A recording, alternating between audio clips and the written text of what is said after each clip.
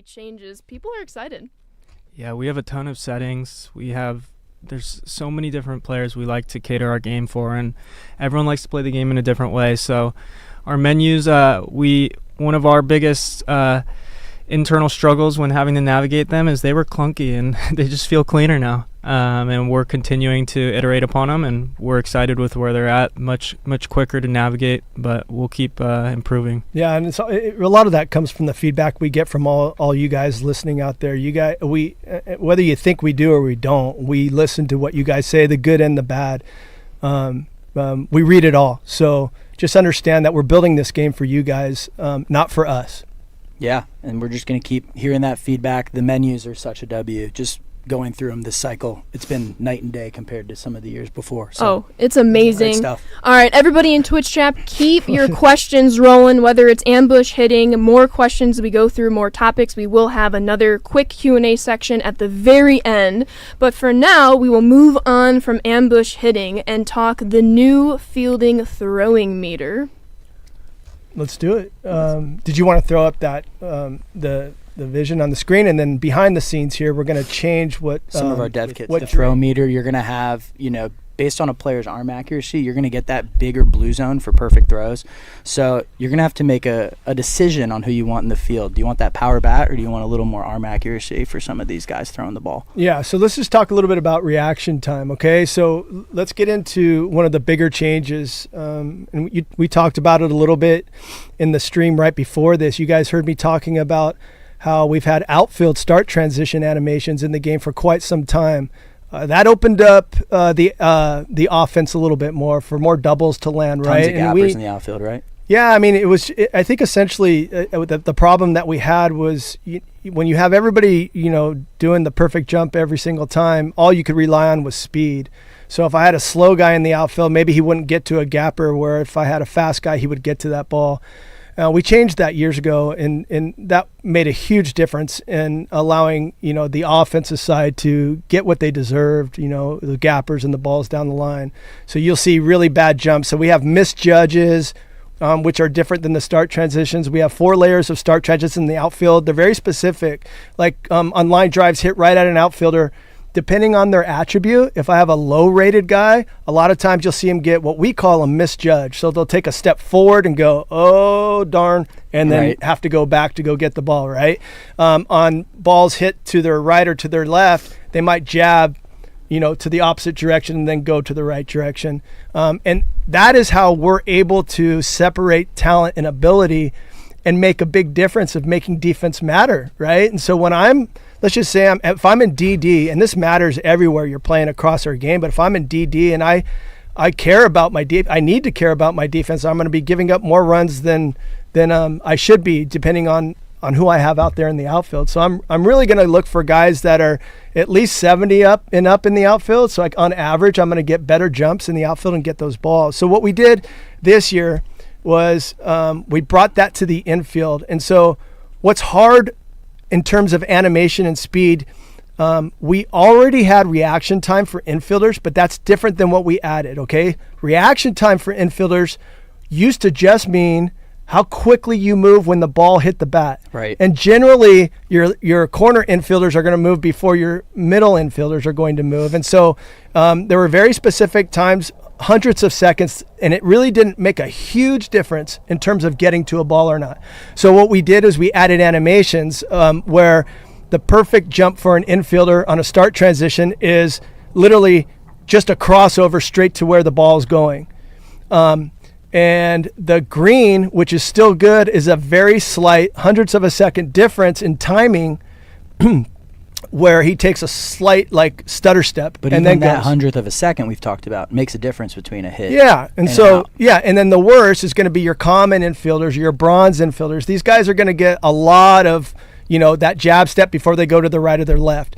And so aesthetically, when you watch the game, it's not going to look weird. If you put the same thing we did in the outfield, if you put that in the infield, it wouldn't make sense. Infielders just don't move the wrong way. Right. They see the ball and they move. But the timing is really important, and that's where the attributes matter. So now, if I got a ball, I can hit the ball in the same thing you just saw in the video before this stream. If you guys were tuned in, you saw the exact same hit. you saw 3 different plays. You saw a guy get to it easy with a blue start transition. That's a perfect. Yep. You saw a guy have to dive with a green start transition, the exact same hit. And then with the yellow start trans, he didn't even get to the ball. Yeah. So now what that does very specifically is it opens the offense up again, right? So now the defense is going to matter. I want guys that are out there, like I said, 70s and above, and it's scaled. So, you got your lower guys there, you're going to get tons of yellows. You get your higher guys there, you're going to get a bunch of greens and perfects. Yeah. So keep that in mind. Like, we want you to know that if you get that blue perfect start transition, you're going to be able to make the out. The green, it might take a slide. You might still be able to get it on your feet, but the yellows are going to really hurt you if you have a poor defender there in the infield. Yeah, and it's like, and we were talking about this a little bit before the stream. Ashley and I were talking about, baseball's funny. A lot of stuff you don't really see in the stats in baseball. It takes a lot of time for you to see a difference in things. These are all Major League Baseball players, right? So when you're making a video game, you obviously have to make a difference. And some guys make errors and some guys make no errors. And so part of making this game as realistic as possible, we also have to understand the game needs to be fun and balanced, right? And so that is the challenge year in and year out that we have. And so when you talk about these start transitions and making sure that, you're getting the guys doing the right thing over time, Ashley and I were talking if you're a 950 fielder in the big leagues, you're not very good. Sorry, you're just not. Which is crazy because you're making a play nine more than 9 out of 10 times. So Right. people need to think about that.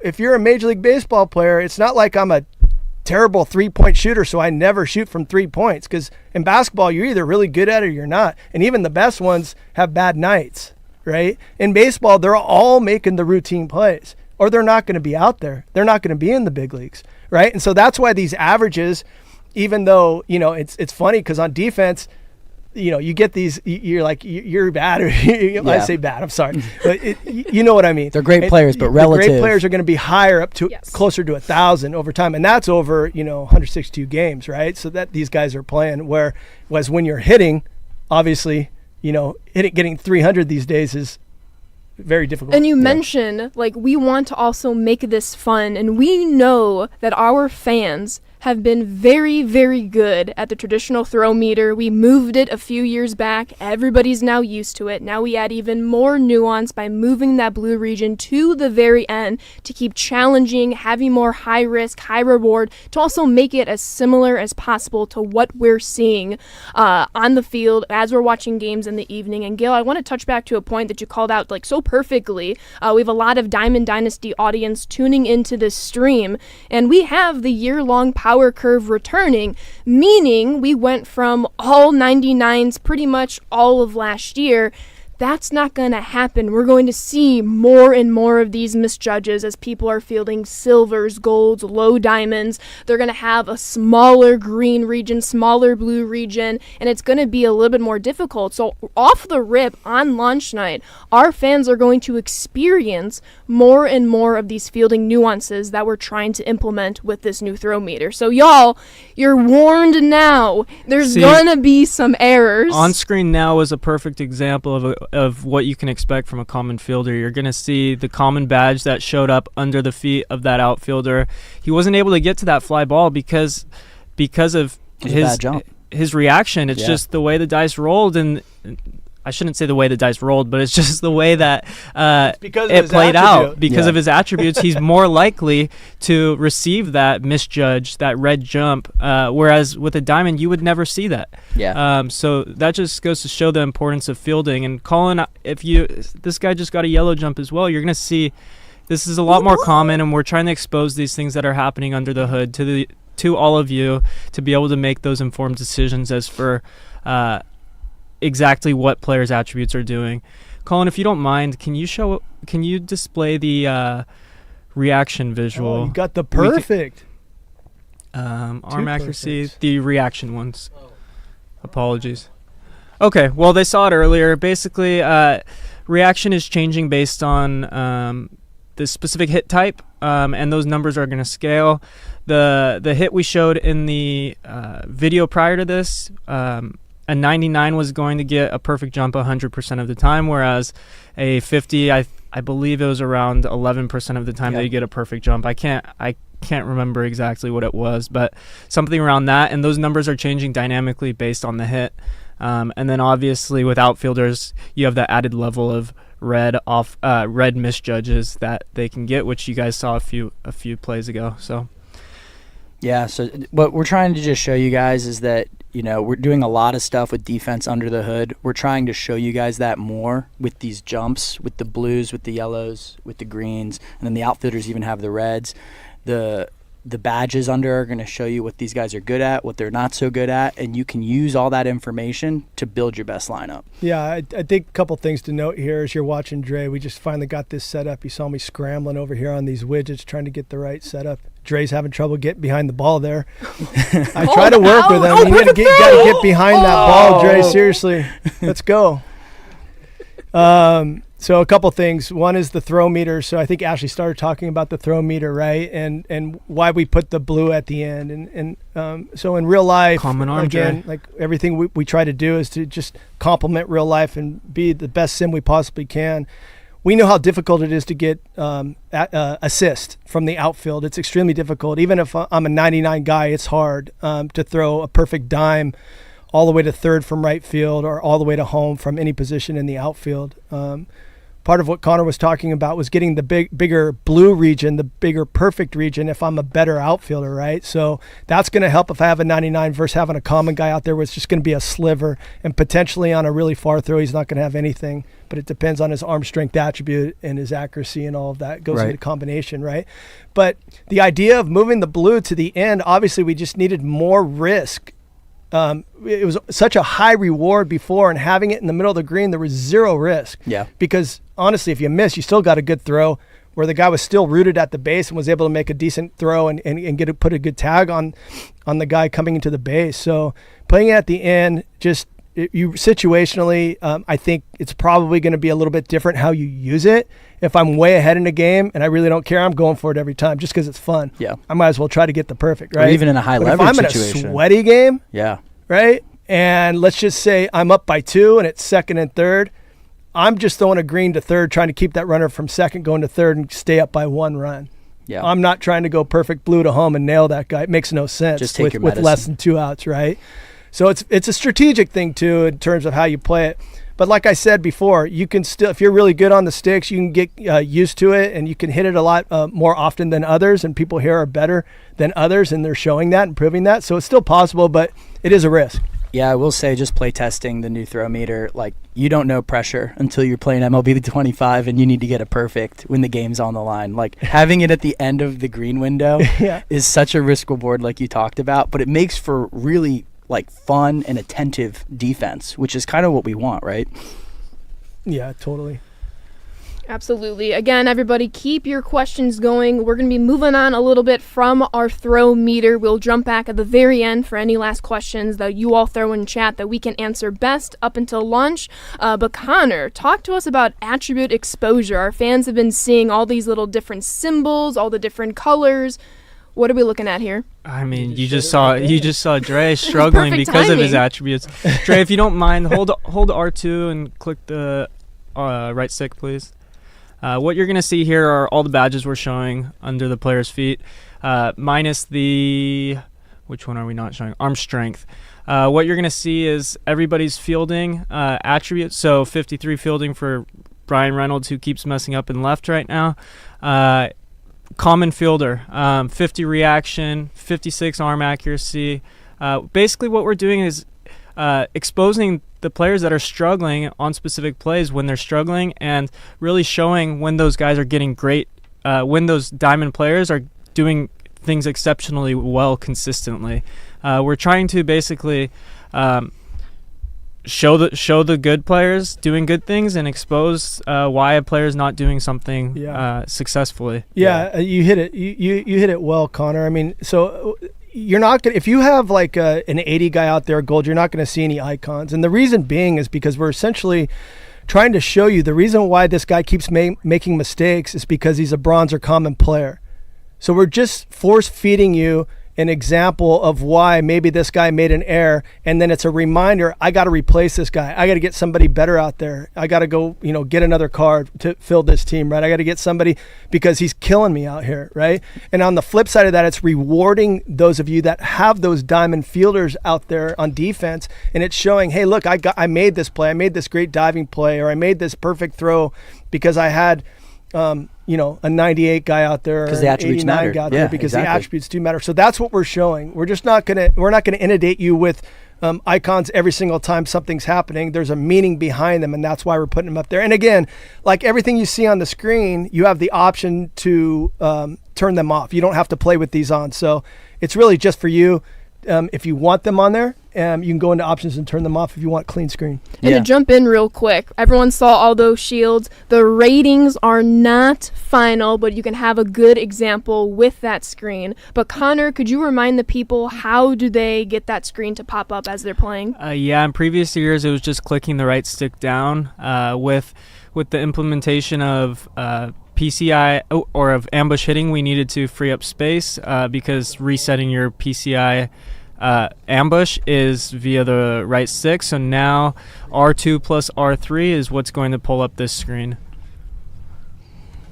Yeah, this is great.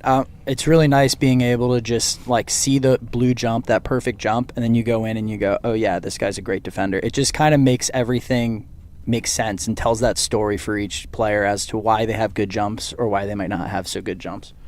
Yeah, Dre just made a play right there, and he was just surprised by that diamond fielder, and he dove over the ball, but you could see the difference. That's almost the exact same hit. He didn't need to dive on the first one. He could have got that standing up.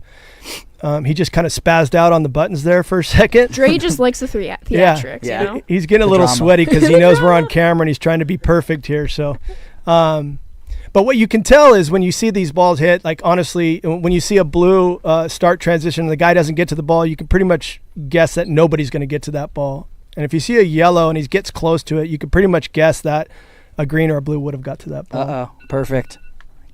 Oh, Colin's alarm went on. That was a good effort.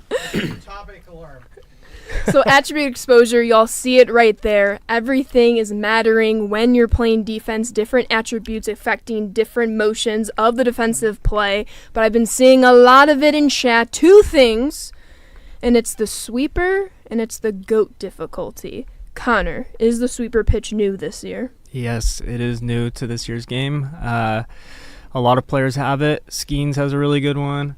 I believe Otani has one as well. But it's a new pitch, definitely something to look out for. And it's not replacing the slider. Don't worry. It's a new pitch. You're going to see it added to, 160 players in the roster? It's added, to Yeah, essentially whoever has it. Yeah, anyone that has it will have it in the game, which is really exciting. But it's a whole new look. People are using it more and more in real life, so it makes sense to excuse me, it makes more sense to add it to the game, right? Yeah, for sure. And speaking of high risk, high reward, GOAT difficulty, Ashley, you brought that up. Essentially it's just a new difficulty level, right? And it's not for everybody, of course. No. GOAT difficulty is for the best of the best, for sure. But we threw that out there just in terms of wanting to challenge people that are exceptional at the game. And honestly, it's just another milestone to try to reach, right? We got Legend. I'm watching guys on streams that are psycho players that are literally scoring 14 runs on Legend, which I have no idea how they do this. Putting those guys on GOAT, let's see how they perform. All right. So why don't you throw a little bit of tidbits out there about how we're going to use GOAT? Yeah, absolutely. So GOAT, once again, it's not going to be in everything, but you will have the opportunity to see GOAT difficulty, play through GOAT difficulty. If you reach 1,000+ rating in ranked, you will no longer be on Legend. Still, you will be on GOAT. I know y'all have seen some weekend classic teasers. Yes, you will also be on GOAT difficulty in the highest reward division. And then lastly, yes, it will be included in esports. More details for when you might see it later on. And then GOAT difficulty will be an option in most single player modes, just like Rookie, Veteran, All-Star, Hall of Fame, Legend. You have the opportunity to choose it. But in terms of online play, you're going to see it in the very rare 1,000+ ranked rating, the highest division weekend classic. So don't worry. if it takes you a little while to get to GOAT, odds are you're not going to see it for a little bit, so it's going to be okay. I'm just subtweeting myself. I will not be seeing GOAT difficulty with 1,000+ rating. I was going to say, this is for the best of the best. The pitches are going to come in fast. The breaks are going to be even more. We're excited to get it in for that tier of player. Yeah, but, for sure. I mean, guys like me, we're not going to be touching GOAT. Dre, Yeah, though, I I can't. mean, he kills it at the sticks. I can't hit successfully on it, but from a gameplay standpoint, what you're going to really see is smaller PCI, bigger breaks, and on the pitching side of things, for hitting as well, smaller PCI, decreased timing window, so it's going to be much more challenging to square something up. And then also on the pitching side of things, your par is going to grow as well, so it's going to be a little bit harder to locate your pitches. And on top of that, the criteria for pinpoint is slightly more challenging as well. What is to par, get it perfect. Connor? Like, a lot of people here probably don't even know what par is. Par is your perfect accuracy region. If you get a perfect pitch with pinpoint, meter or pure analog, you're going to the pitch will land on or within that region. So it's a little display that comes up on the screen, right? And it guarantees you'll be in that Correct. section of the plate. Yeah. Perfect. Correct. That's GOAT. So, yeah, we're excited for you guys to get your hands on it. The people that, are top-tier players will get to have a little bit more of a challenge. We talked a little bit about this in the pre-record. There's the new home run Rob meter, which is something that I know a lot of people should be excited for. Home run rod meter. Are we cooking with gas? Are we cooking? Yeah, he's been doing the Rob home run meter. I haven't been paying attention to anything you guys are talking about. I'm over here trying to get Dre got it straightened out working. with this, getting these hits in here. There we go. Oh, Yeah, this is the beauty of doing things Dang. live. let's go. You know? So, yeah, you got can it see right. the new home We got rod it. meter. We got it. This is just so everybody knows, this is a different setup in this room here where they do all the videoing and for these streams that we're doing. So we're not used to how they have things set up. So we're kind of struggling with these widgets. It's not set up the way that we have it, but we're set now. Yeah, it And we looks got good. some Rob home runs. I think we described. Is there anything more in Rob home runs you guys want to talk about? I think we're good. We stopped talking about it while you guys were. Yeah, look at that. He's doing your hanging on the thing. fence. He's just showing it Hey. here is perfect. Yeah, he's killing it. I love it. But there's some questions that we had to answer too. Is that from the community? Were we going to talk about some of the? I saw a couple fielding ones. There was one that stuck out to me, Ashley, and someone was asking why. Can we go to the questions? Is that cool? Yeah, let's do it. Absolutely, let's do it. All right. I didn't want to get off track. It's I don't want to live. get We yelled go- at when this thing's over. But I did want to hit on a couple of these questions. So one of them, some guy asked, why does my infielder keep running after he catches the ball sometimes before he throws it? And so it's hard for me to know exactly what he's saying, but I think I know what he means. And so going back the years, there's a lot of people probably listening today that haven't played our game for years, but most of you guys are probably veterans at playing the game, and you understand how important preloading your throw is. And preloading means that you have to throw the ball before you catch it. You don't have to, but if you throw the ball before the attach frame, so when the ball attaches to the glove on any single catch, you're going to get the absolute very best throw you possibly can get based on that player's fielding ability. Okay, so what that means is if I have, let's say, a bronze guy at shortstop, I'll give you an example, and I go in the hole and I wait for him to catch the ball and then I throw. The way we do our animations is he's going to run out of the catch. So he's going to take a couple extra steps if you don't throw at all, and then he's going to stop. Okay? And then what we do is we have branch points within each one of those moves. So each foot that goes down, we have another branch point. So right at the catch, left foot down or right foot down, then left foot down or right foot down, and they can throw on either one. So if you miss the branch point, you're going to hit the very next one. And then at the very end, if you don't do anything at all, you throw from the standing pose, whatever pose he's in at the end. So that's the different layers, and that's kind of how we built our tiered system. So our tiered system works this way. Even if I preload and I got a common guy playing shortstop, he's probably he's going to miss that first branch point the majority of the time. He's Right. going to hit the next foot down or the second foot down. And that's what I think this kid was asking.